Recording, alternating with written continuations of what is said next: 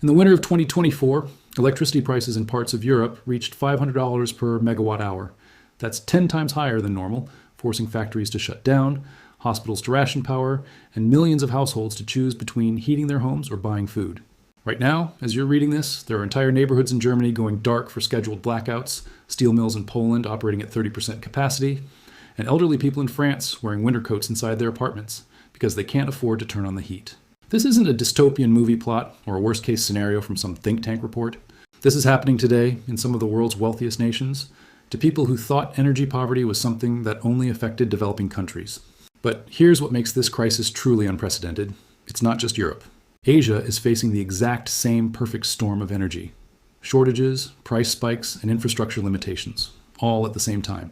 When two of the world's largest economic regions simultaneously run out of affordable energy, the ripple effects don't stay contained. They crash through global markets, disrupt supply chains, trigger inflation, and fundamentally reshape how we think about economic security. So what went so catastrophically wrong that the most technologically advanced civilizations on Earth are rationing electricity like it's a wartime commodity? Why are countries that pioneered the Industrial Revolution now facing pre-industrial energy scarcity? And perhaps most urgently, how did we build an entire modern economy on an energy foundation so fragile that a few supply disruptions could bring it to its knees? Let's dive in and explore now. The European energy crisis didn't start with a single event, but if I had to point to the moment everything changed, it would be the Nord Stream pipeline explosions in September 2022. These weren't minor leaks or technical malfunctions.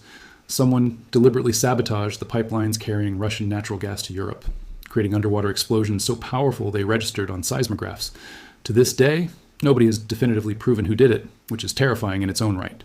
But here's the thing that really haunts me. Even before those explosions, Europe's energy situation was already precarious. The pipeline sabotage just accelerated a crisis that was already unfolding. Russia had been systematically reducing gas supplies to Europe throughout 2022, ostensibly for maintenance, but really as economic leverage related to geopolitical tensions. European countries that had built their entire heating infrastructure around cheap Russian gas suddenly found themselves in a bidding war for alternative supplies. And there simply wasn't enough to go around. Let me paint you a picture of what this looked like on the ground. In Germany, the industrial powerhouse of Europe, factories that had operated continuously for decades started shutting down production lines. BASF, one of the world's largest chemical companies, announced it was permanently downsizing its operations in Germany because energy costs made production economically unviable. Think about that for a moment. A company that survived 2 world wars and countless recessions is restructuring because of energy prices. The fertilizer industry was hit particularly hard. Many plants shut down entirely because natural gas is both their energy source and their primary raw material. Less fertilizer production meant higher food prices, creating a cascade of consequences far beyond the energy sector. In my opinion, this revealed a fundamental flaw in Europe's energy strategy. They prioritized low costs and environmental goals without building in sufficient redundancy for geopolitical risks. It was a bet that the world would remain stable and cooperative. That bet failed spectacularly. Now let's talk about Asia's simultaneous crisis, which has its own unique characteristics. Countries like Japan, South Korea, and Taiwan are heavily dependent on liquefied natural gas, LNG, shipped from around the world in specialized tankers. Unlike pipeline gas, LNG has to be supercooled to 152 degrees C, transported across oceans, and regasified at receiving terminals. It's expensive, logistically complex, and subject to global market competition. When Europe started desperately buying LNG to replace Russian pipeline gas, they entered into direct competition with Asian buyers. And here's where it gets really interesting. LNG is a global market with limited production capacity. You can't just snap your fingers and produce more LNG. It takes years to build new liquefaction plants. So when demand suddenly spiked from both Europe and Asia, prices went absolutely insane. In January 2023, Asian LNG spot prices hit $70 per million BTU. That's roughly 7 times the normal price. For countries like Pakistan and Bangladesh, which don't have the financial resources to compete with wealthy European buyers, this meant they were simply priced out of the market. Rolling blackouts became routine, affecting everything from hospitals to water treatment plants. I remember reading about textile factories in Pakistan shutting down because they couldn't get reliable electricity, putting hundreds of thousands of workers out of jobs. The human cost of this energy competition is staggering and often invisible to those of us in wealthier nations. But even the wealthy Asian economies felt the pain. Japan, which shut down most of its nuclear reactors after the Fukushima disaster in 2011, found itself incredibly vulnerable. Without nuclear power and with LNG prices skyrocketing, Japan faced a genuine energy security crisis. The government had to issue unprecedented appeals to citizens to conserve electricity, and some regions came within hours of grid collapse during peak demand periods. South Korea faced similar challenges, compounded by its dependence on manufacturing industries that require massive amounts of electricity. Semiconductor fabrication plants, which are crucial to the global tech supply chain, operate 24/7 and cannot tolerate power interruptions. The prospect of brownouts in Seoul wasn't just an inconvenience, it was a threat to global technology supply. Here's something that really demonstrates how interconnected and fragile our energy systems have become: weather patterns. Europe experienced an unusually cold winter in 2022-2023, driving up heating demand precisely when gas supplies were most constrained. At the same time, a severe drought affected hydroelectric power generation across multiple European countries. Norway, which usually exports significant electricity generated from hydropower, had to reduce exports to maintain domestic supply. France, which relies heavily on nuclear power, faced its own crisis when low river levels meant they couldn't adequately cool their nuclear reactors. Multiple reactors had to reduce output or shut down entirely during the hottest months. This is the kind of cascading failure that energy planners have nightmares about. Multiple systems failing simultaneously in ways that compound each other. And it's not just Europe. Asia faced similar climate-related challenges. China experienced record-breaking heat waves in 2022 that drove air conditioning demand to unprecedented levels, while simultaneously reducing hydroelectric output due to drought. The Sichuan province, which depends heavily on hydropower, had to implement rolling blackouts affecting tens of millions of people. Factories were ordered to shut down for weeks to preserve electricity for residential use. India went through a coal shortage crisis at the same time, with power plants running critically low on fuel during peak summer demand. The situation got so dire that trains were diverted to prioritize coal delivery to power plants over passenger and freight services. My personal take on this is that climate change isn't just a future threat, it's actively destabilizing our energy systems right now. The extreme weather events that used to be once-in-a-century occurrences are happening every few years, and our infrastructure simply wasn't designed for this level of volatility. Even Germany, where anti-nuclear sentiment has been strong since Fukushima, is having heated debates about whether shutting down their remaining reactors was a mistake. In Asia, the nuclear discussion has different dynamics. Japan is slowly restarting reactors that were shut down after Fukushima, recognizing that energy security might require accepting some nuclear risk. South Korea reversed its nuclear phase-out policy and is now planning to expand nuclear capacity. China is building more nuclear reactors than the rest of the world combined. They're betting heavily on nuclear as a stable, low-carbon baseload power source. India is also expanding nuclear capacity as part of their energy mix. Here's my honest opinion on this. I understand the safety concerns around nuclear power, and they're not trivial. But the current crisis has made it clear that the alternatives, massive dependence on fossil fuel imports or sole reliance on intermittent renewables, have their own serious risks. Nuclear power provides stable, carbon-free electricity that doesn't depend on the weather or foreign suppliers. The newest reactor designs are significantly safer than the older plants that had accidents. We need to have a rational, evidence-based conversation about nuclear power instead of making decisions based purely on fear or ideology. That said, nuclear isn't a silver bullet either. Plants take a decade or more to build, require massive upfront investment, and we still haven't solved the waste disposal problem perfectly. It's a complex issue that deserves nuanced thinking rather than absolutist positions. One of the few bright spots in this crisis has been the acceleration of energy efficiency and behavioral change. When prices spike high enough, people and businesses suddenly become very motivated to reduce consumption. In Europe, household energy consumption fell by 15-20% in some countries, not because of government mandates, but because people couldn't afford to waste electricity. Smart thermostats, better insulation, LED lighting, and simply wearing warmer clothes indoors became common sense rather than environmental virtue signaling. Businesses implemented energy management systems that they should have installed years ago but never bothered with when energy was cheap. Industrial facilities optimized production schedules to use more electricity during off-peak hours when prices are lower. Some companies installed their own solar panels and battery systems to reduce grid dependence. In Asia, similar patterns emerged. Japanese households embraced Setsuden, energy saving, with remarkable discipline, reducing consumption through collective effort. Korean businesses invested heavily in energy efficiency technologies that paid for themselves in months rather than years. This behavioral shift is significant because it represents demand reduction that might be permanent. People who learn to live comfortably with less energy aren't necessarily going to go back to wasteful habits, even when prices normalize. In my opinion, this is actually one of the most hopeful aspects of the crisis. We've proven that modern societies can function perfectly well while using significantly less energy. We just needed the price signal to motivate change. Imagine if we'd implemented these efficiency measures proactively over the past decade, rather than waiting for a crisis to force our hand. We could have avoided much of this pain. The technology sector has also responded with innovation. Battery storage costs have been dropping rapidly, making home battery systems more viable. Heat pump installation has skyrocketed in Europe as people seek alternatives to gas heating. Smart grid technologies that can balance supply and demand more effectively are being deployed at unprecedented speed.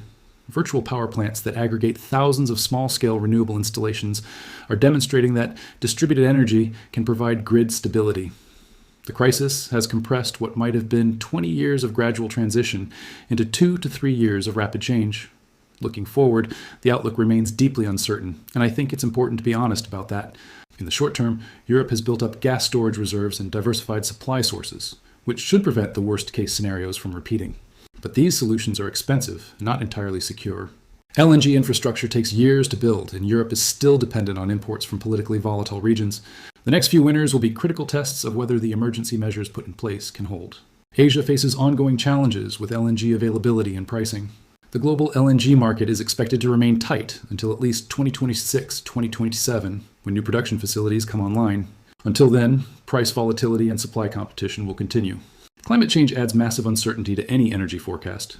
More extreme weather means more volatile demand and more stress on power generation systems.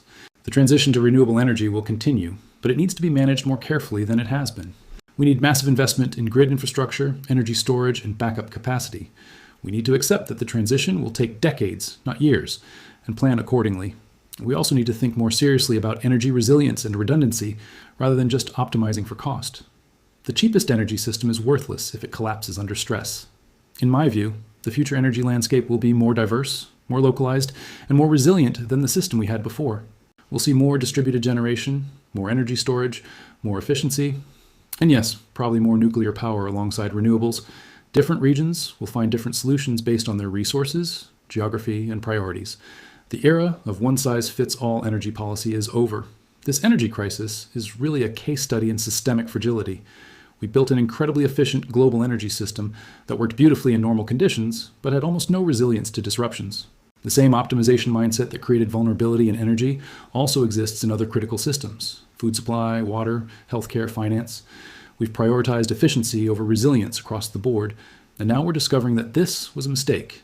The lesson here goes far beyond kilowatt hours and cubic meters of gas. It's about the fundamental trade-offs between efficiency, cost, and resilience in any complex system. It's about the dangers of single points of failure and excessive dependence on any one supplier or technology. It's about the need for redundancy, diversity, and buffer capacity, even when they seem wasteful in normal times. Personally, I think this crisis is a wake-up call that we should heed across multiple domains. We need to build societies that can absorb shocks and continue functioning, rather than systems so optimized they collapse at the first disruption. This means accepting some inefficiency, some redundancy, some extra cost in normal times to ensure survival in abnormal times. It means thinking about resilience as a feature, not a bug. The pandemic taught us similar lessons about supply chain fragility, but we didn't fully learn them. The energy crisis is teaching us again. The question is whether we'll finally internalize these lessons and build more robust systems, or whether we'll just patch things temporarily and return to the same fragile optimization once the immediate crisis passes. Let's discuss the renewable energy transition, because this is where the conversation gets really complex and nuanced. Europe has been a global leader in renewable energy deployment: wind farms, solar panels, battery storage, the whole package. On paper, this should make them more energy secure and independent. But here's the uncomfortable truth. Renewable energy is intermittent. The sun doesn't always shine, the wind doesn't always blow, and current battery technology can't store enough energy to bridge long gaps. This means you still need backup power sources, typically natural gas plants, that can quickly ramp up when renewables aren't producing. So even as countries installed more renewables, they remained dependent on gas for grid stability. When gas became scarce and expensive, the whole system started to crack. Germany is the perfect example of this paradox. They shut down their nuclear plants for political and safety reasons, invested heavily in renewables, but still needed Russian gas to keep the lights on. When that gas supply was disrupted, renewable energy couldn't fill the gap quickly enough. The result? Germany had to temporarily restart some coal plants, the dirtiest form of power generation, because they had no other choice. It's the kind of ironic outcome that makes you question whether the energy transition was planned properly.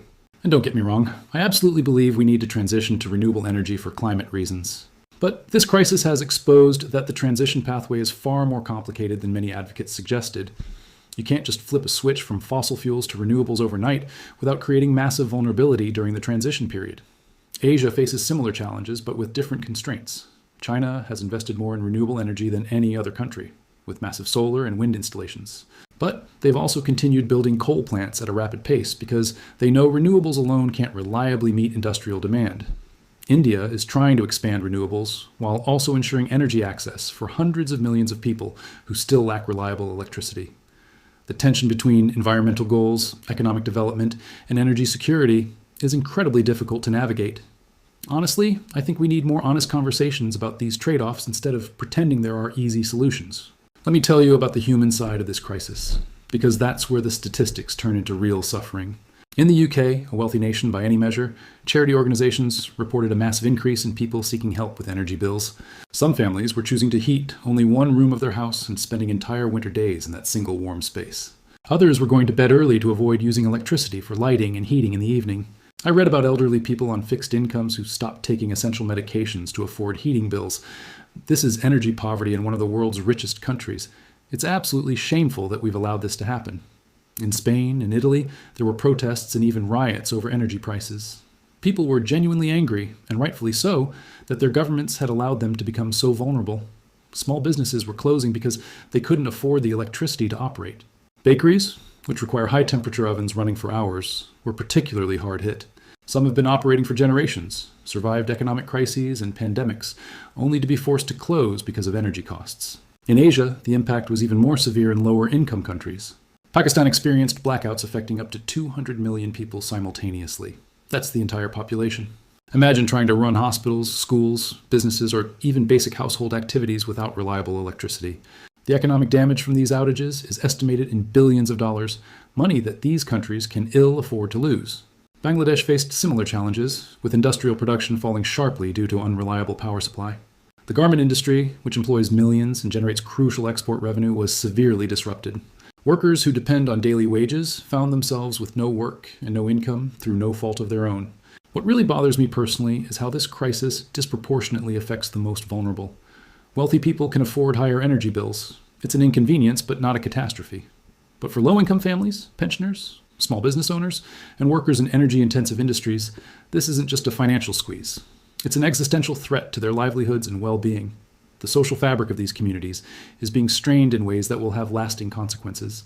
The geopolitical dimension of this crisis is absolutely fascinating and deeply concerning. Energy has always been political, but the current situation has elevated it to a matter of national security at the highest levels. European leaders realized, perhaps too late, that their dependence on Russian energy had given Moscow enormous leverage over their foreign policy. This led to a complete rethinking of energy relationships and alliances. Germany announced a massive $200 billion package to shield consumers and businesses from energy costs. That's roughly twice their annual defense budget. The European Union scrambled to negotiate LNG supply contracts with countries like the United States, Qatar, and Australia. These weren't just commercial negotiations, they were strategic partnerships with geopolitical implications. The US became the largest LNG exporter to Europe almost overnight, fundamentally shifting transatlantic energy relationships. But here's where it gets really complex. Every LNG cargo that goes to Europe is a cargo that doesn't go to Asia. This creates tensions between allies who are competing for the same limited resources. Japan and South Korea, both US allies, found themselves bidding against European allies for American LNG. China, meanwhile, has been pursuing its own energy security strategy by locking in long-term supply contracts, investing in renewable energy, and continuing to use coal despite environmental concerns. They're basically prioritizing energy independence over everything else. Russia, despite losing the European market, has been redirecting gas supplies to China and other Asian markets at discounted prices. This means European sanctions have hurt Russia less than hoped while simultaneously strengthening Russia-China energy ties. The long-term geopolitical implications of this realignment are profound. In my view, we're witnessing the emergence of distinct energy blocs that will define international relations for decades. The Atlantic Bloc, US, Europe, and allies, is trying to build an energy system based on LNG, renewables, and reduce dependence on authoritarian suppliers. The Eurasian Bloc, Russia, China, and aligned countries, is building alternative supply chains and payment systems to circumvent Western influence, and caught in the middle are countries in Asia, Africa, and Latin America that just want reliable, affordable energy, regardless of geopolitical considerations. We need to talk about nuclear power, even though I know this topic triggers strong reactions. The energy crisis has reignited the nuclear debate in ways that seemed impossible just a few years ago. France, which generates about 70% of its electricity from nuclear power, has been relatively insulated from the worst of the gas crisis. Their electricity prices spiked, but nowhere near the levels seen in Germany or the UK. This hasn't gone unnoticed by other European countries. Several nations that had planned to phase out nuclear power are now reconsidering. Belgium postponed the closure of reactors that were scheduled to shut down. The UK announced plans for new nuclear plants, reversing decades of hesitation.